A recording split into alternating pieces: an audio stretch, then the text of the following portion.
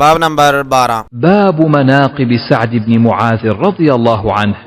سعد بن معاذ رضی اللہ تعالی عنہ کے مناقب. حدیث نمبر 3802. حدثني محمد بن بشار حدثنا غندر حدثنا شعبة عن أبي إسحاق قال سمعت البراء رضي الله عنه يقول أهديت للنبي صلى الله عليه وسلم حلة حرير فجعل أصحابه يمسونها ويعجبون من لينها فقال أتعجبون من لين هذه لمناديل سعد بن معاذ خير منها أو ألين. رواه قتادة والزهري سمع أنسا عن النبي صلى الله عليه وسلم. برا رضی اللہ تعالی عنہ سے روایت ہے کہ نبی صلی اللہ علیہ وسلم کو ریشم کی چادروں کا ایک جوڑا ہدیے میں دیا گیا. آپ کے ساتھی اسے ہاتھ لگانے اور اس کی ملائمت پر تعجب کرنے لگے تو آپ نے فرمایا کیا تم اس کی ملائمت پر تعجب کرتے ہو؟ یقیناً سعد بن معاذ رضی اللہ عنہ کے رومال اس سے بہتر یا اس سے زیادہ ملائم ہیں. اسے قتادہ اور زہری نے روایت کیا ہے. انہوں نے اسے انس رضی اللہ تعالی عنہ سے سنا. انہوں نے نبی صلی اللہ علیہ وسلم سے بیان کیا. فوائد. نمبر 1، سعد بن معاذ بن امرؤ القیس بن عبد الاشہل اوس کے سردار تھے جیسے سعد بن عبادہ رضی اللہ عنہ خزرج کے سردار تھے. نمبر 2، نبی صلی اللہ علیہ وسلم کو ریشمی چادروں کا ایک جوڑا ہدیے میں دیا گیا. یہ حلہ آپ کو دوما کے اکیدر نے دیا تھا. فتح الباری. دوما ملک شام کا ایک مقام ہے. اکیدر اس کا بادشاہ تھا جو نصرانی تھا. نبی صلی اللہ علیہ وسلم نے اس سے سلو کر لی، اسے امان دی اور اس پر اور اس کی رعایا پر جزیہ عائد کیا. نبی صلی اللہ علیہ وسلم کی وفات کے بعد اس نے سلو توڑ دی تو ابو بکر رضی اللہ تعالی عنہ کے زمانے میں خالد بن ولید رضی اللہ تعالی عنہ نے حملہ کر کے اسے قتل کر دیا. الاصابہ لابن حجر جلد نمبر 1 صفحہ نمبر 378 من تعلیق فتح الباری. حدیث نمبر 3803. حدثني محمد بن المثنى حدثنا فضل بن مساور ختن أبي عوانة حدثنا أبو عوانة عن الأعمش عن أبي سفيان عن جابر رضي الله عنه سمعت النبي صلى الله عليه وسلم يقول اهتز العرش لموت سعد بن معاذ.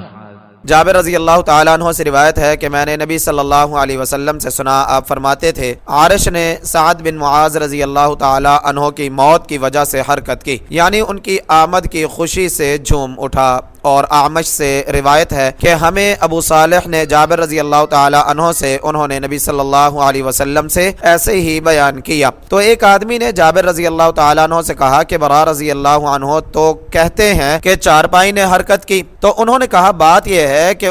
ان دونوں قبیلوں کے درمیان دشمنیاں تھیں، یعنی مگر میں حق بیان کرنے سے باز نہیں رہ سکتا. میں نے نبی صلی اللہ علیہ وسلم سے سنا، آپ فرماتے تھے رحمان کے عرش نے سعد بن معاذ رضی اللہ تعالی عنہ کی موت کی وجہ سے حرکت کی. فوائد. نمبر 1، اس سے معلوم ہوا کہ رحمان کا عرش ادراک اور سمجھ رکھتا ہے اور وہ سعد بن معاذ رضی اللہ تعالی عنہ کی وفات پر آسمانوں کے اوپر ملائے اعلیٰ میں ان کی روح کی آمد کی خوشی میں جھوم اٹھا تھا. عرش تو اللہ تعالیٰ کی بہت ہی بڑی مخلوق ہے. اللہ تعالیٰ نے زمین و آسمان میں ادراک اور سمجھ کا ذکر فرمایا ہے. چنانچہ سورہ دخان آیت نمبر 29 میں فرعون اور اس کی آل کے سمندر میں غرق ہونے پر آسمان و زمین کا تاثر ذکر فرمایا ہے. فما بكت عليهم السماء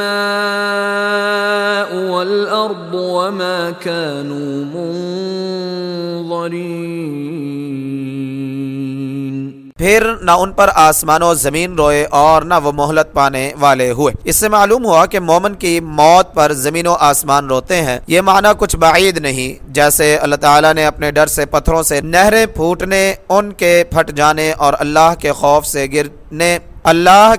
سے گر پڑنے کا ذکر کیا ہے. سورہ بقرہ آیت نمبر 74. اور جس طرح کھجور کا تنا رسول اللہ صلی اللہ علیہ وسلم کے اسے چھوڑ کر ممبر پر خطبہ دینے کے وقت رویا تھا. خلاصہ یہ کہ عرش الہی کا سعد بن معاذ رضی اللہ تعالی عنہ کی ملائے اعلیٰ میں آمد پر خوشی سے جھوم اٹھنا حق ہے. اس میں کسی تعویل کی ضرورت نہیں. اس سے اللہ تعالیٰ اور اس کے پاس والی مخلوق کے ہاں سعد بن معاذ رضی اللہ تعالی عنہ کے بلند مرتبے کا اندازہ ہوتا ہے. نمبر 2، اس کے بعد امام بخاری نے یہ روایت بیان کی ہے کہ ایک شخص نے جابر رضی اللہ تعالی عنہ سے کہا کہ برا رضی اللہ تعالی عنہ اہتز العرش کی بجائے اہتز السریر کہتے ہیں، یعنی ان کے نزدیک عرش سے مراد عرش الہی نہیں بلکہ جنازے کی چارپائی ہے جس نے حرکت کی۔ جابر رضی اللہ تعالیٰ عنہ نے کہا بات یہ ہے کہ ان دو قبیلوں یعنی اوس اور خزرج کے درمیان دشمنیاں تھی۔ میں نے نبی صلی اللہ علیہ وسلم کو یہ کہتے ہوئے سنا ہے کہ سعد بن معاذ رضی اللہ عنہ کی موت پر رحمان کا عرش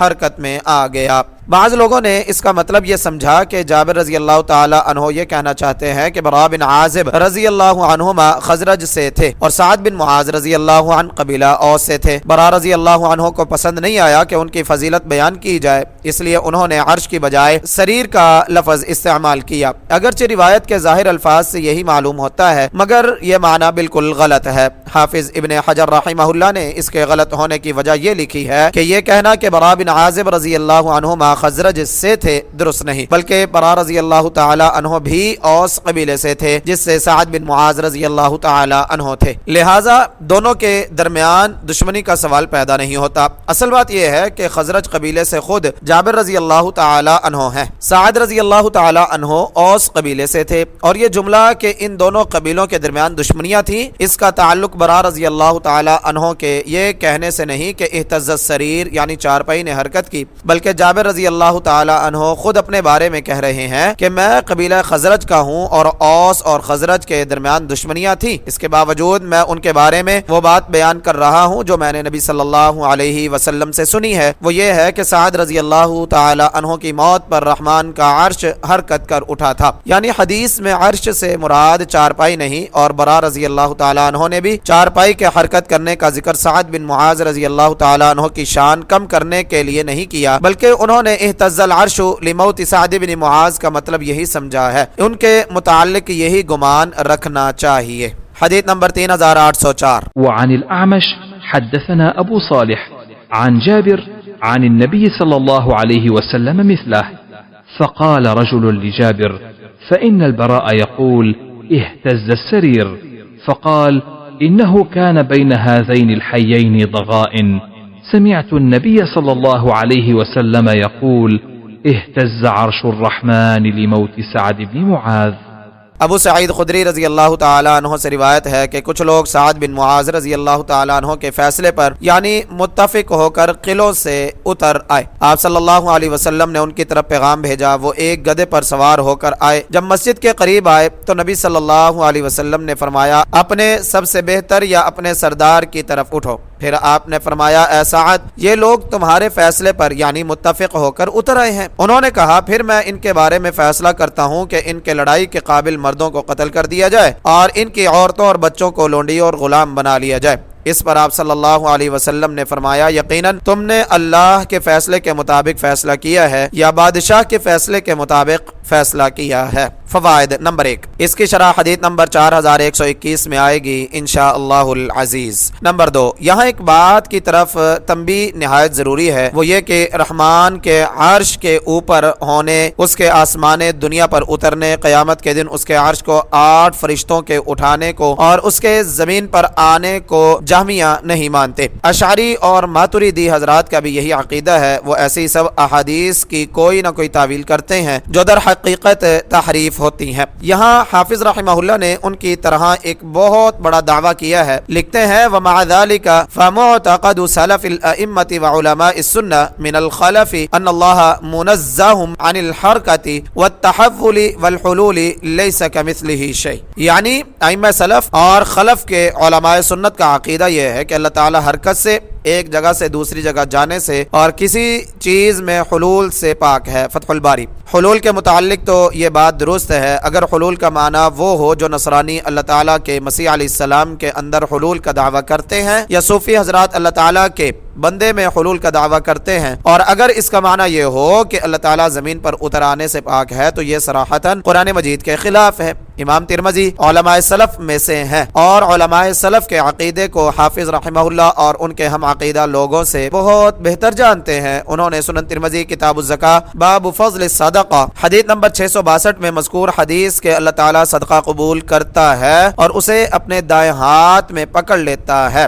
اس کے آخر میں لکھا ہے قال أبو عيسى هذا حديث حسن صحيح وقد روي عن عائشة عن النبي صلى الله عليه وسلم نحو هذا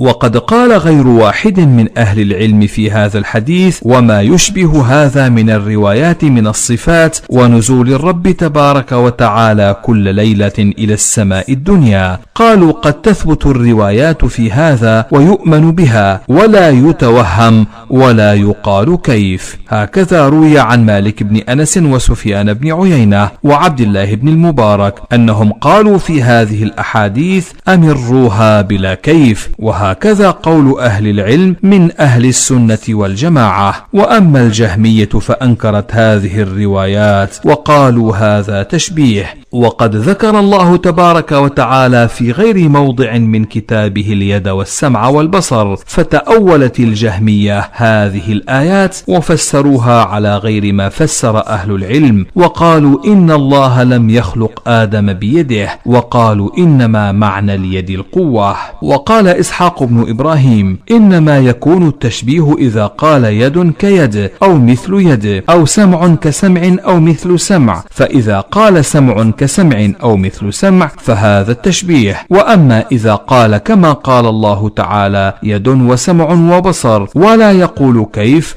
ولا يقول مثل سمع ولا كسمع فهذا لا يكون تشبيها وهو كما قال الله تبارك وتعالى في كتابه ليس كمثله شيء وهو السميع البصير ابو عیسیٰ ترمذی نے کہا یہ حدیث حسن صحیح ہے اور عائشہ رضی اللہ عنہا کی بھی نبی صلی اللہ علیہ وسلم سے اسی طرح روایت کی گئی ہے اور کئی ایک اہل علم نے اس حدیث اور اس سے ملتی جلتی روایات کے بارے میں جن میں صفات کا اور اللہ تعالیٰ کے ہر رات آسمان دنیا پر اترنے کا ذکر ہے کہا ہے کہ اس کے بارے میں روایات ثابت ہیں ان پر ایمان رکھا جائے گا اور یہ وہم نہیں کیا جائے گا اور نہ ہی کہا جائے گا کہ کیسے ہے مالک سفیان بن عیینہ اور عبداللہ بن مبارک نے ایسے ہی بیان کیا ہے کہ انہوں نے کہا ہے کہ انہیں ایسے ہی کسی کیفیت کے بغیر مانو اور اہل السنہ والجماعہ کے اہل علم کا یہی قول ہے مگر جہمیہ نے ان روایات کا انکار کیا ہے اور انہوں نے کہا ہے کہ یہ تشبیہ ہے حالانکہ اللہ عز و جل نے اپنی کتاب کے کئی مقامات پر ید سمع اور بصر کا ذکر فرمایا ہے اور جہمیہ نے ان آیات کی تعویل کی ہے اور ان کی تفسیر اہل علم کے خلاف کی ہے اور کہا ہے کہ اللہ تعالیٰ نے آدم علیہ السلام کو اپنے ہاتھ سے پیدا نہیں کیا بلکہ یہاں ید کا معنی قوت ہے اور اسحاق بن ابراہیم یعنی اسحاق بن راہوے نے کہا تشبیہ تب ہوتی جب کہتے کہ ہاتھ ہاتھ جیسا یا ہاتھ کی مثل ہے یا سمع جیسا یا اس کی مثل ہے یہ تشبیہ ہے جب اس طرح کہے جیسے اللہ تعالیٰ نے فرمایا ید سمع اور بصر اور یہ نہ کہے کہ کیسا ہے اور نہ یہ کہے کہ سمع دوسرے کسی سمع جیسا یا دوسرے سمع کی مثل ہے تو یہ تشبیہ نہیں ہوگی بلکہ یہ اسی طرح ہے جیسے اللہ تعالیٰ نے اپنی کتاب میں فرمایا اس کی مثل کوئی چیز نہیں اور وہی سمیع ہے بصیر ہے فتح الباری کی تعلیق میں ترمذی رحمہ اللہ کا یہ بیان نقل کرنے کے بعد لکھا ہے کہ اس کے شواہد مسند احمد میں ابو سعید خدری رضی اللہ تعالیٰ عنہ کی حدیث نمبر 11184 پر تعلیق میں اور مجمع الزوائد حیثمی جلد نمبر 9 صفحہ نمبر 308 میں سماعت فرمائے نمبر 3 سعد بن معاذ رضی اللہ تعالیٰ عنہ کے فیصلے کو تسلیم کر کے اپنے آپ کو مسلمانوں کے حوالے کرنے والے یہ لوگ بنو قریظہ کے یہودی تھے یہ لوگ جاہلیت میں بنو اوس کے دوست تھے اور انہیں امید تھی کہ اوس کے سردار سعد بن معاذ رضی اللہ عنہ ہمارے حق میں فیصلہ دیں گے مگر سعد رضی اللہ تعالیٰ عنہ نے کہا کہ اب وقت آ گیا ہے کہ سعد کو حق کی حمایت میں کسی ملامت کرنے والے کی ملامت مانع نہ بنے اور انہوں نے ان کی دوستی کو بالائے طاق رکھ کر اللہ تعالیٰ کے حکم کے مطابق فیصلہ کیا نمبر 4 اس حدیث میں ہے کہ جب سعد رضی اللہ تعالیٰ عنہ مسجد کے قریب پہنچے اس مسجد سے مراد وہ عارضی مسجد ہے جو نبی صلی اللہ علیہ وسلم نے بنو قریظہ کے قلعوں کے پاس نماز کے لیے بنائی تھی مسجد نبوی مراد نہیں کیونکہ وہاں سے تو سعد بن معاذ رضی اللہ تعالیٰ عنہ آ رہے تھے